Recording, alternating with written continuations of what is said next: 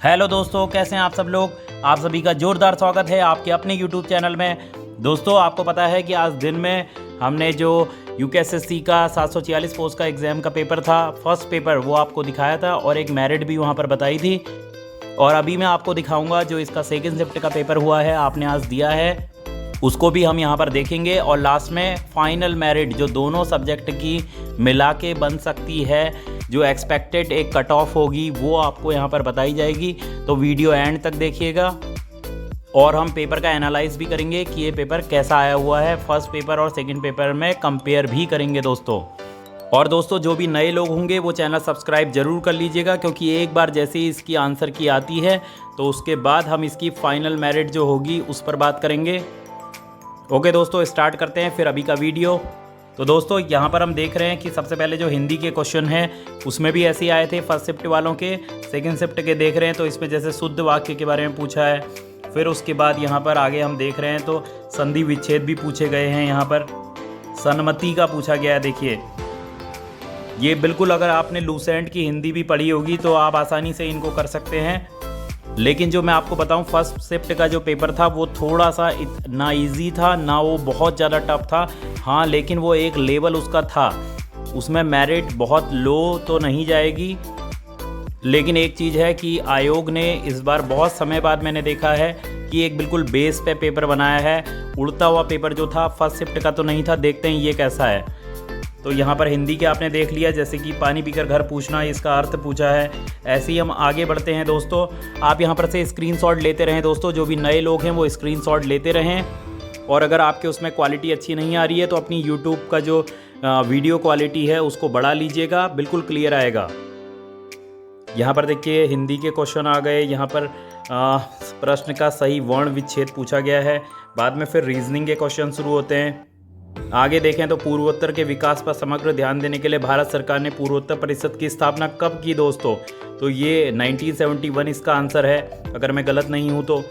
और आगे हम देखें तो ये आर्टिकल 51 अंतर्राष्ट्रीय शांति और सुरक्षा के बढ़ावे के लिए कहा गया है। तो ये बड़ी, अभी तक तो ये पेपर मेरे को बहुत अच्छा नज़र आ रहा है। संतोपंथ हिमनद के बारे में पूछा है, उद्गम स्थल क्या है। आगे हम बढ़ें तो ठीक है, उत्तराखंड के क्वेश्चन यहाँ पर हैं, दिख रहे हैं। जो 40 क्वेश्चन आने होते हैं वो हैं। अभी रीजनिंग के भी क्वेश्चन यहाँ पे दिख रहे हैं। हरिद्वार से बद्रीनाथ तथा केदारनाथ जाने वाली सड़क का निर्माण करवाया था। बहुत अच्छे क्वेश्चन हैं, अभी तक तो बहुत अच्छा पेपर लगा है। किस जनपद में सर्वाधिक राष्ट्रीय उद्यान और अभ्यारण्य? बिल्कुल बेसिक पेपर चल रहा है दोस्तों, बिल्कुल वो भी बहुत अच्छा पेपर था, बेसिक पेपर था।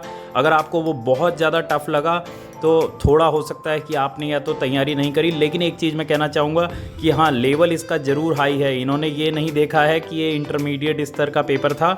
यहाँ पर पेपर ऐसा बनाया गया है कि जैसे लोअर पीसीएस के प्री की तरह।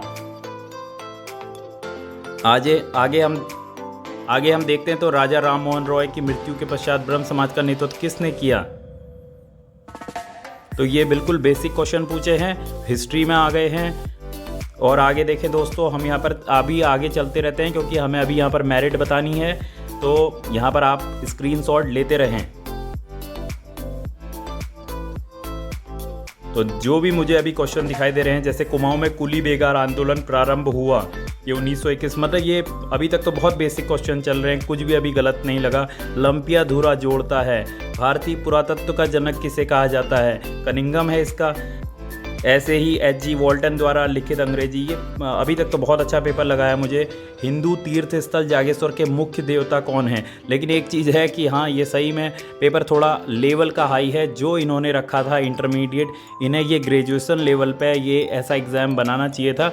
थोड़ा हाई ज़रूर है, लेकिन हाँ, बेसिक लेवल का है।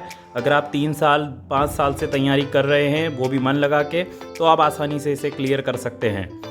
आगे हम देखें तो निम्न में से किस नहर को दामोदर नदी से निकाला गया है? तो बिल्कुल बढ़िया, ये ज्योग्राफी में भी घुसे हैं और हिस्ट्री में भी घुसे हैं, इकोनॉमिक्स में भी घुसे दिख रहे हैं और पॉलिटी में तो घुसे ही हैं, और उत्तराखंड तो है ही है। तो ये सब कुछ अच्छा एक पेपर बनाया तो है बिल्कुल आयोग ने। इस बार अपना जो लेवल है वो सुधारा है। कालू मेहरा ने कौन सा गुप्त संगठन बनाया था? ये क्रांतिवीर। मुझे करीबन दोनों पेपर जो हैं करीबन तो सेम ही नज़र आ रहे हैं दोस्तों। भारतीय संसद में एक तारांकित प्रश्न के लिए आवश्यक है। ऐसा ही क्वेश्चन आपने देखा होगा फर्स्ट शिफ्ट में भी पूछा गया था।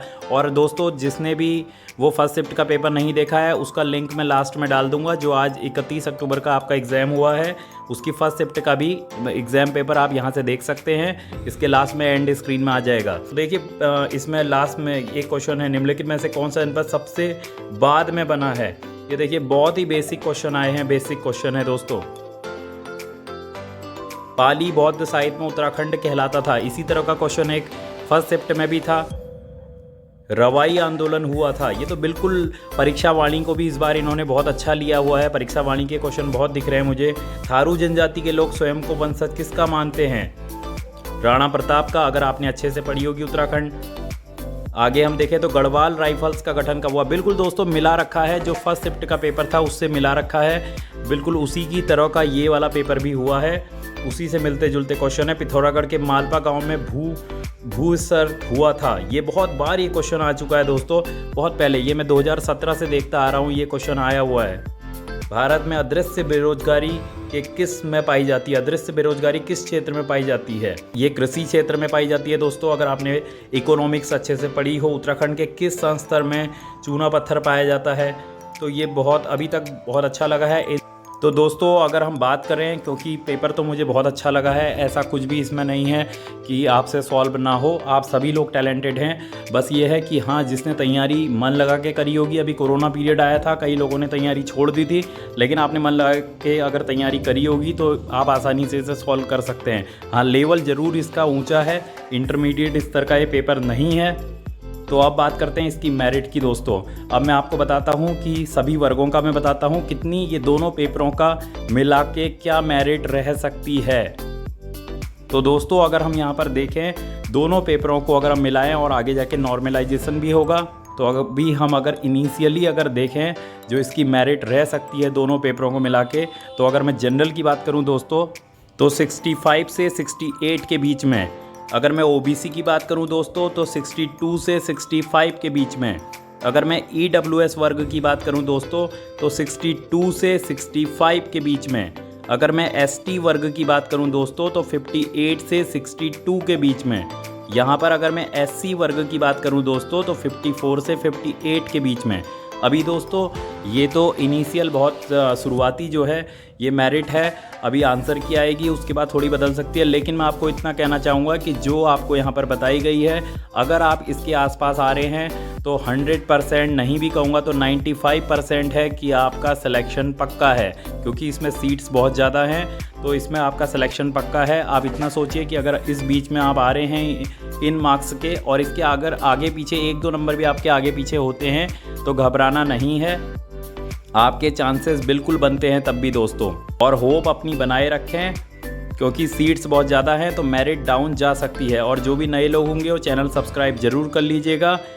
एक बार आंसर की आ जाए उसके बाद हम फिर फाइनल मेरिट की ओर बढ़ेंगे। और उससे पहले दोस्तों हो सकता है कि हम एक पोल करवा लें जिसमें आप लोग अपने मार्क्स बता देंगे, तो और बढ़िया वहाँ पर जो मेरिट बननी है वो बन जाएगी।